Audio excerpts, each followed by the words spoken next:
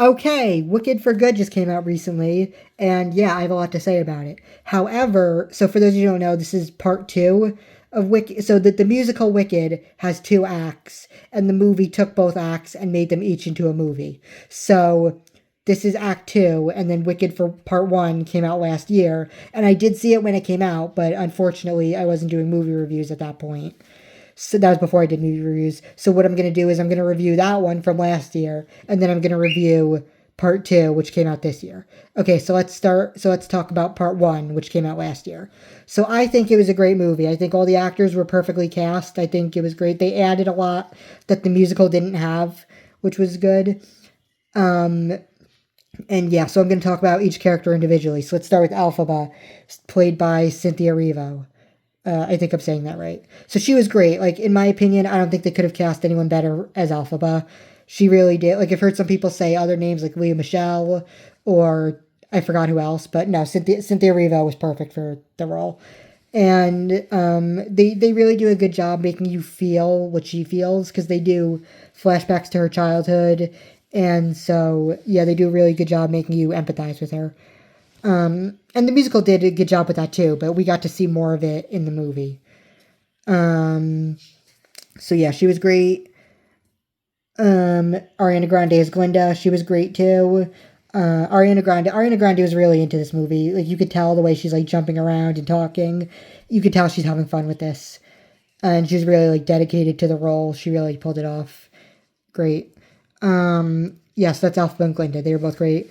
Nessa Rose, great, just like I mean, she did great too. And the character of Nessa Rose in the musical and the movie were both extremely unlikable. Like they were really unlikable because she's just so.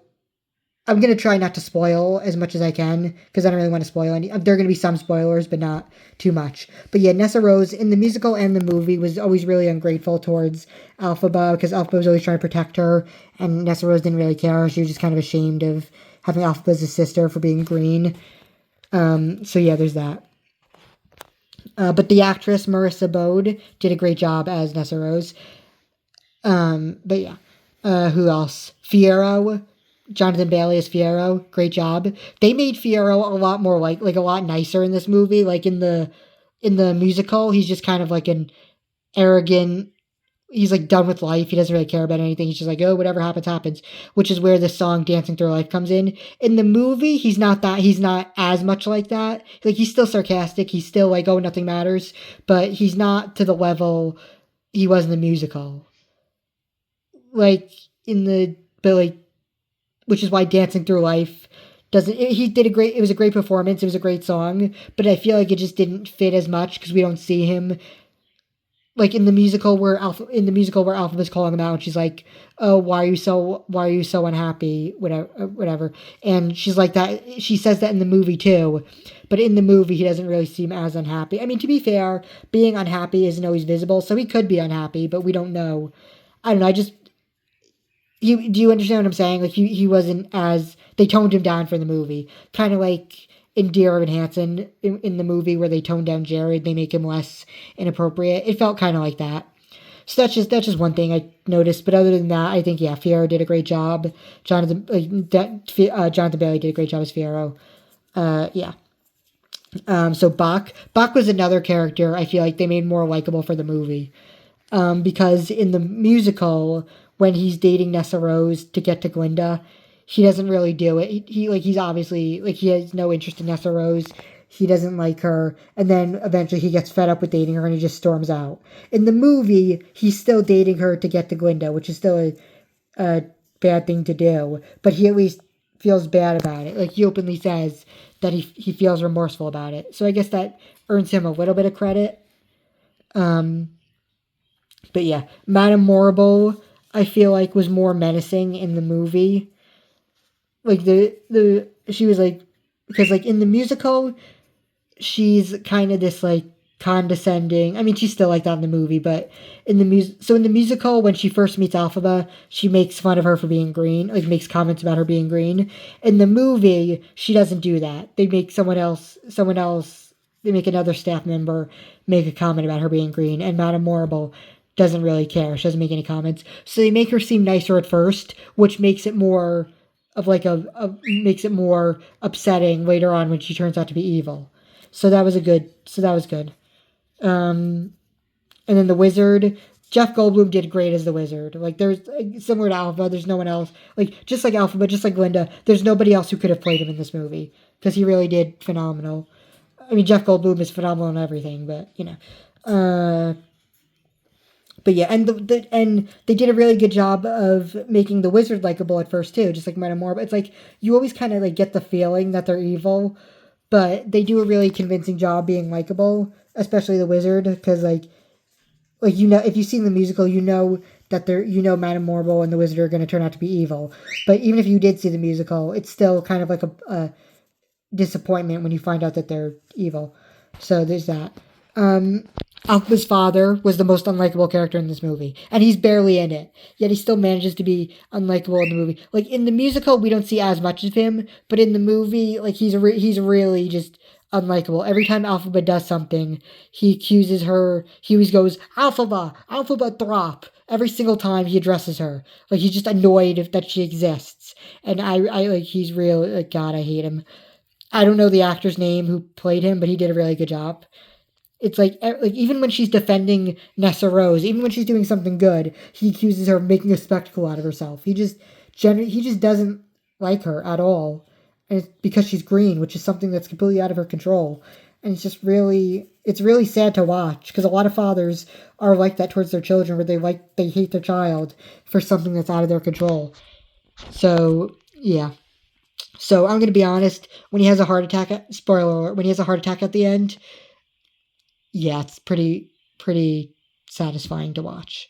And they show it. Like in the musical it's just mentioned. In the movie they show it. And I yeah, so yeah. Okay, so that's part one. Oh, and the music. The music was great. They did all the songs from the musical. Like in a lot of musical movies, they take out some of the songs, but in the movie they managed to get all the songs in, which is good.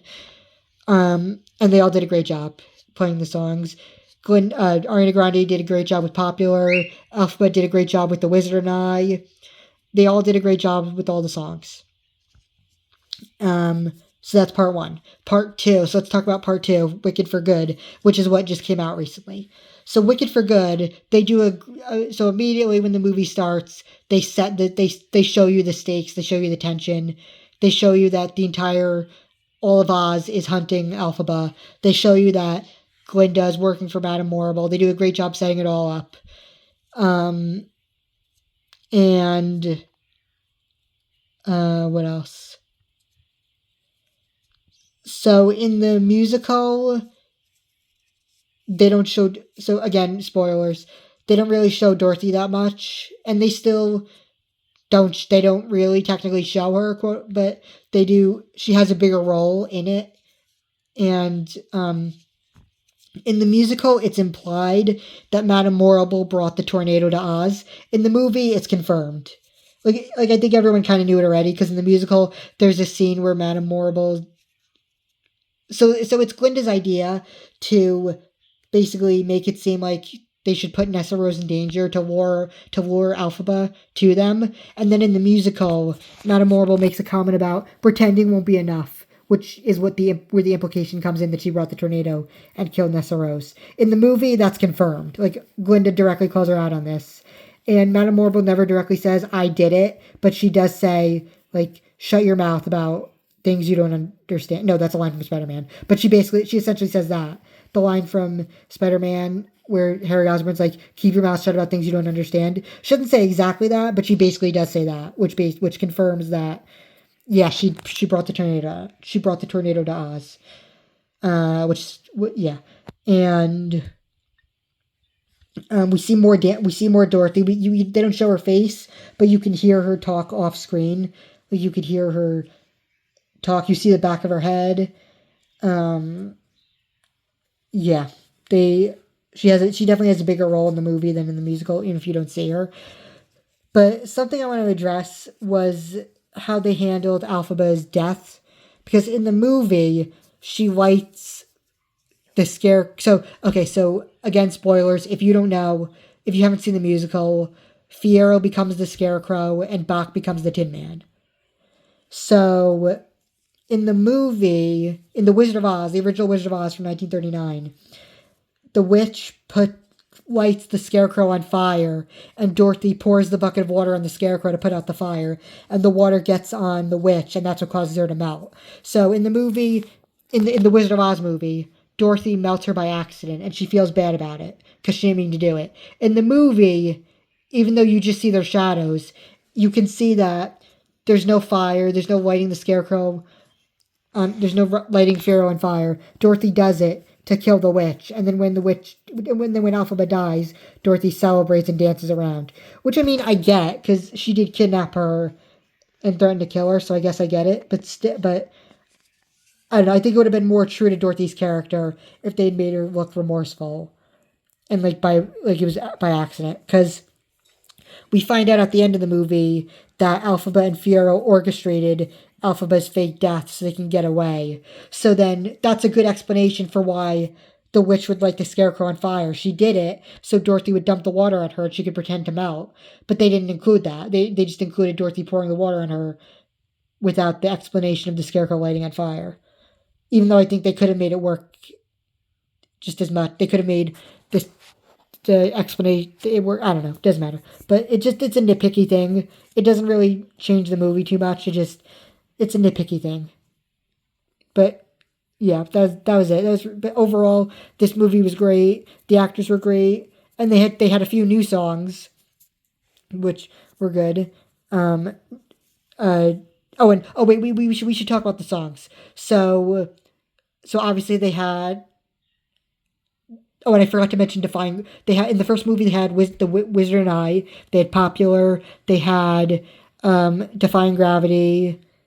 You know all the songs. They had all those songs. They were all great. And in this movie they had all the songs too. They had what's it called? They had Thank Goodness, I think was the name of the song. They had No Good Deed, which in my opinion was Cynthia Erivo's standout moment because she did a great job with that. They had the duet As Long as You're Mine with Fiyero and Elphaba. So yeah, they all did great. They all did great jobs with the songs. Yeah, so they did a great job with the song. Plus, they had two new songs, which There's No Place Like Home, sung by Elphaba, and Girl in the Bubble, sung by Glinda. So they both did. Those are both great songs too. You could tell the people working on this movie, the actors, the people behind the scenes, the filmmakers, they all really cared about this movie and they really paid tribute to the original musical. So yeah. So overall, both movies were great. So what was better, the musical or the movie? I mean, the movies they included stuff that the musicals didn't. Like the musical was 2 hours, and the movie was 4 hours when you put both of them together. Because part one was 2 hours and part two was 2 hours. And remember, each part of the movie was supposed to be an act from the musical. So that means they took each act, which was an hour long each, and doubled it. So they really had more in the movie. But I don't know. I personally think I like the musical a little bit better because the musical is a classic, and Idina Menzel and Kristen Chenoweth were great in their roles, and Cynthia and Ariana were great too. But I don't know. I personally like the musical a little bit better, but the movie was great too. So yeah. So everybody comment what you thought about the movie. Did you see the musical? Do you like the musical? And yeah. See you next time. Okay, thanks for watching. Bye.